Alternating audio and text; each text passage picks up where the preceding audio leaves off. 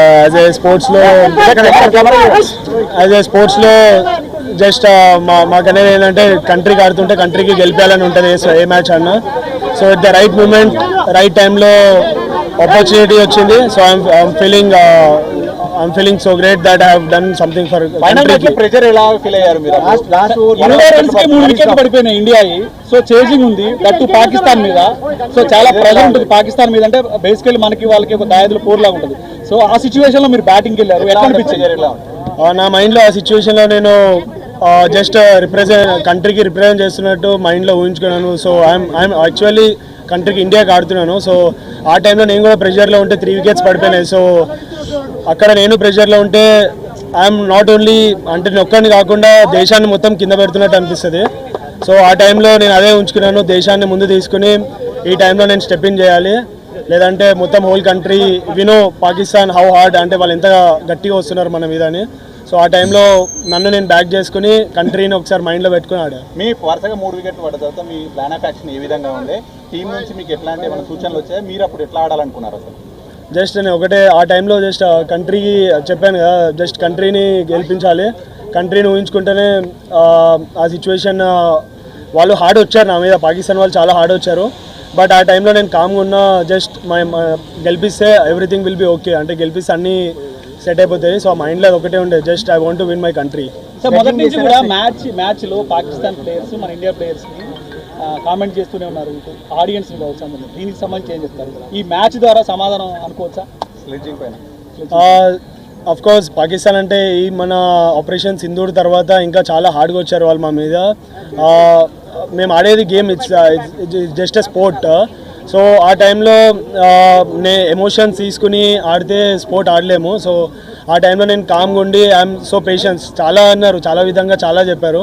But camera ముందు అవన్నీ నేను ఇప్పుడు చెప్పలేను. బట్ ఆ టైంలో నేను కామ్గా ఉండి రిజర్వ్ ఉండి ఐ నో ఓన్లీ బ్యాట్తోనే మనం గెలిపిస్తే ఎవ్రీథింగ్ విల్ బి అంతా ఇంకా కామ్గా అయిపోతారు వాళ్ళు.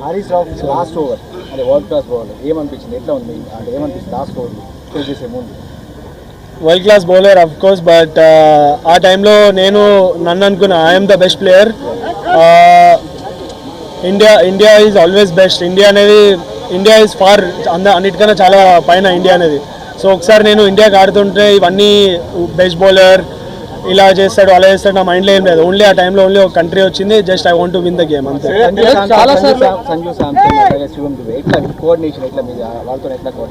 వాళ్ళ మధ్య మంచి పార్ట్నర్షిప్ వచ్చింది. ఆ టైంలో నేను చెప్పా ఏమైనా ప్రెషర్ ఉంటే నేను అబ్జర్వ్ చేసుకుంటాను, బట్ మీరు ఒక ఎండ్ నుంచి జస్ట్ స్ట్రైక్ రొటేట్ చేయండి, నెక్స్ట్ వేరే ఎండ్లో ఏం ప్రెషర్ లేకుండా నేను క్యారీ చేస్తాను వికెట్ని అని చెప్పి సంజుని చెప్పాను. సంజు కూడా చాలా క్యామియో చాలా ఇంపార్టెంట్ ఆ టీంకి ఆ టైంలో. నెక్స్ట్ దూబే వచ్చాడు. దూబే వాజ్ స్లైట్లీ కొద్దిగా ప్రెషర్లో ఉండే స్టార్టింగ్లో, తర్వాత ఇన్నింగ్స్ చాలా బాగా బిల్డ్ చేశాడు. సో దట్ హెల్ప్ నాకు పర్సనలీగా యాజ్ ఎ పార్ట్నర్షిప్ హెల్ప్ అయింది, ఆల్సో ఫర్ ద కంట్రీ.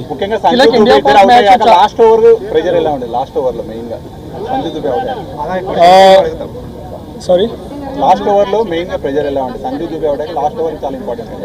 నేను ఆల్రెడీ దుబేకి చెప్తా ఉన్నాను, సో ఒక ఎండ నువ్వు ఆడుతూ ఉండు, వేరే ఎండ్ నుంచి నేను కవర్ చేస్తానని చెప్పి దుబే కన్నా. బట్ దుబే అవుట్ అయ్యాడు, బట్ నేను స్టార్టింగ్ నుంచే కాన్ఫిడెంట్ ఉండే I will finish the game అని. So yeah, by God grace I have done it.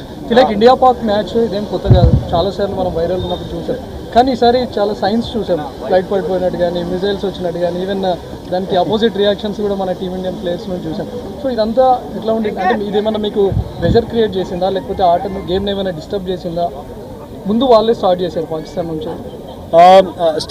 అదే ఇండియా పాకిస్తాన్ మ్యాచ్లో ఇది ఓకే, బట్ ఆపరేషన్ సింధూర్ తర్వాతనే కొద్దిగా హార్డ్గా వచ్చారు వాళ్ళు మా మీద. బట్ మేము ఆడేది చెప్పాను కదా మళ్ళీ స్పోర్ట్. సో స్పోర్ట్ని ఎమోషన్స్తో కనెక్ట్ చేసి ఆడితే అవ్వదు. సో జస్ట్ నేను స్పోర్ట్ని ఏ విధంగా ఆడాలో ఆ విధంగా స్పోర్ట్లో ఆడి we have replied in a good way to them. Pakistan match అంటే మొదటి నుంచి విరాట్ కోహ్లీ ఇప్పుడు విరాట్ కోహ్లీని తిలక్ రీప్లేస్ చేశారు అనేటువంటి మాట ఎక్కువగా వస్తుంది, మీ కామెంట్? ఫస్ట్ ఆఫ్ ఆల్ నాకు చాలా హ్యాపీగా ఉంటుంది. సచ్ ఏ లెజెండ్ విరాట్ భాయ్ అనేది is an global star. So చిన్నప్పటి నుంచి నాకు కూడా కాదు చాలా ఇండియాకి ఇన్స్పైర్ చేశారు.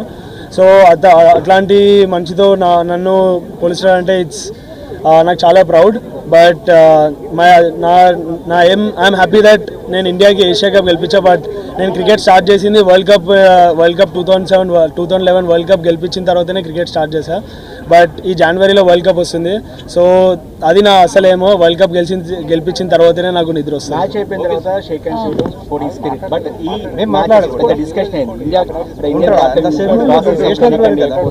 డిస్కషన్ అవుతుంది దేశం వరల్డ్ వైడ్. ఎట్లా దీని అంటే మీరు ముందే అనుకున్నారా? టీమ్ మేనేజ్మెంట్ ఏమైనా మీకు చెప్పిందా?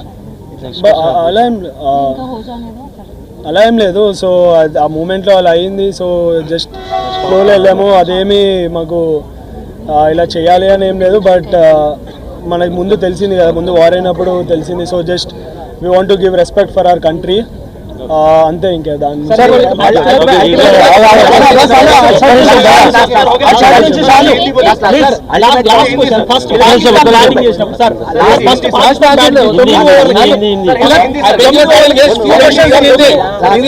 ఫస్ట్ బ్యాటింగ్ చేసినప్పుడు 9 ఓవర్లకి భారీ స్కోర్ చేసింది. సో అదే సిచ్యువేషన్ కొనసాగితే దాదాపు 170, 180 వెళ్తాది అనుకున్న సమయంలో మన ఇండియన్ బౌలర్స్ కావచ్చు కట్టడి చేశారు. సో స్ట్రాటజీ ఎట్లా అవలంబించారు? ఏమనుకున్నారు? 9 ఓవర్స్ వాళ్ళు భారీ స్కోర్ చేశారు కదా, అదే టెంపో కంటిన్యూ అయితే 180 దాకా వెళ్ళేది. సో తక్కువ చేశారు కదా, దానికి సంబంధించి ఎట్లా స్ట్రాటజీ చేశారు? అందరికీ తెలిసిందే India one of the best bowling attacks. So టైంలో అవుతుంది, వాళ్ళు స్ట్రాటజీ ప్లానింగ్ అన్నీ చేసే వస్తారు. సో ఫస్ట్ 2 గేమ్స్ ఓడిపోయారు. సో థర్డ్ గేమ్ అంటే వీ నో దట్ వాళ్ళు చాలా హార్డ్గా వస్తారు మా మీదని మేము ఎక్స్పెక్ట్ చేసాం. సో తర్వాత అండర్ ప్రెషర్లో కామ్ ఉండడం, దట్స్ మేము టీంలో అదే డిస్కస్ చేసాం. గౌతీ సార్ కానీ సూర్య కానీ అందరూ గ్యాదర్ అయ్యి, సో అండర్ ప్రెషర్ కామ్ ఉండడమే ఇది ఇంపార్టెంట్. సో మా బేసిక్స్ మేము బ్యాక్ చేసుకున్నాం and we have executed well.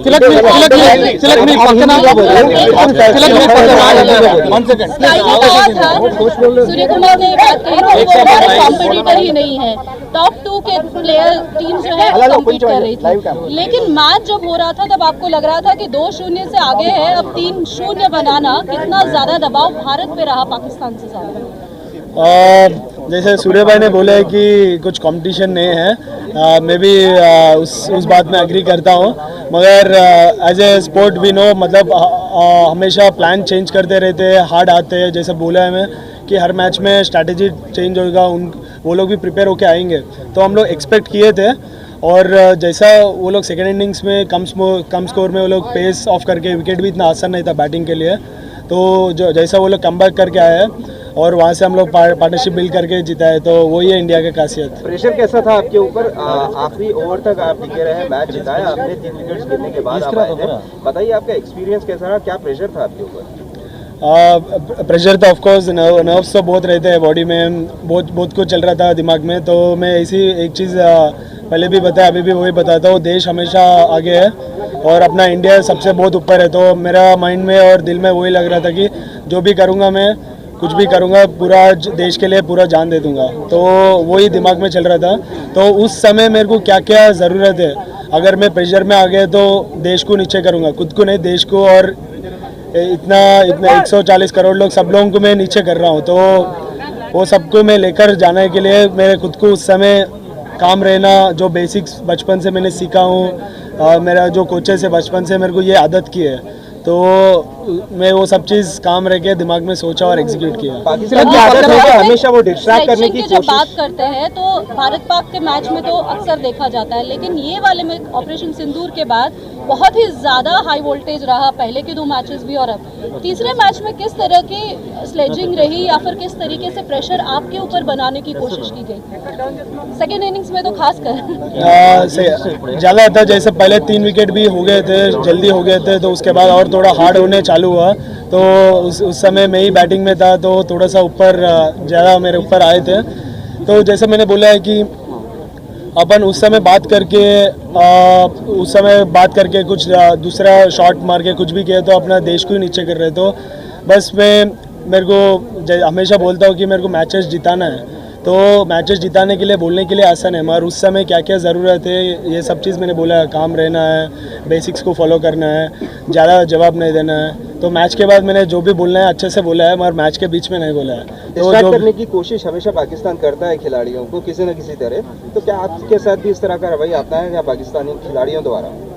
Sorry distract करने की कोशिश जो है वो पाकिस्तानियों द्वारा की जाती है, तो क्या हमेशा। आपको भी इस बार इस मैच के वक्त खासकर जब आप बैटिंग कर रहे थे तो क्या उस वक्त में आपको किसी तरीके से डिस्ट्रैक्ट करने की कोशिश की गई थी उनके द्वारा?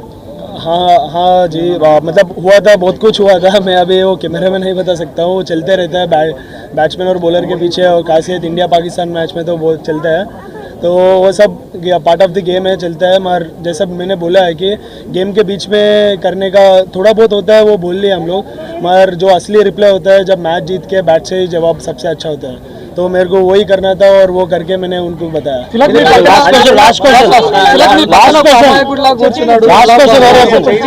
కోచ్ గురించి ఏం చెప్తారు? మీ పక్కన అసలు ఆయన చూస్తే ప్రతిసారి మిమ్మల్ని ముందు నుంచి నడిపిస్తా ఉన్నాడు, ఆల్మోస్ట్ క్రికెట్ బేసిక్స్ నుంచి ఇక్కడ స్టార్ట్ చేశారు. సో కలాం గురించి చెప్పాలంటే మీరు ఏం చేస్తారు? इसी में एक सवाल जोड़ता हूँ। हिंदी में जवाब देता हूँ। कुछ लोग इसको ना हिंदुस्तान और पाकिस्तान, हिंदू मुस्लिम भी करते हैं, देश में हो या देश के बाहर हो। तो सलाम साहब आपके कोच हैं, तो किस तरह आप इस तालमेल को देखते हैं, जुगलबंदी को देखते हैं? నాకు చిన్నప్పటి నుంచి అంతా అతనే చిన్నప్పటి నుంచి స్టార్ట్ చేసేది. నేను లీగల్ క్రికెట్ అకాడమీలో నాకు సలాం భయాష్ ఇంకా పృథ్వీ అన్న చిన్నప్పటి నుంచి నాతో కలిసి ఉన్నారు.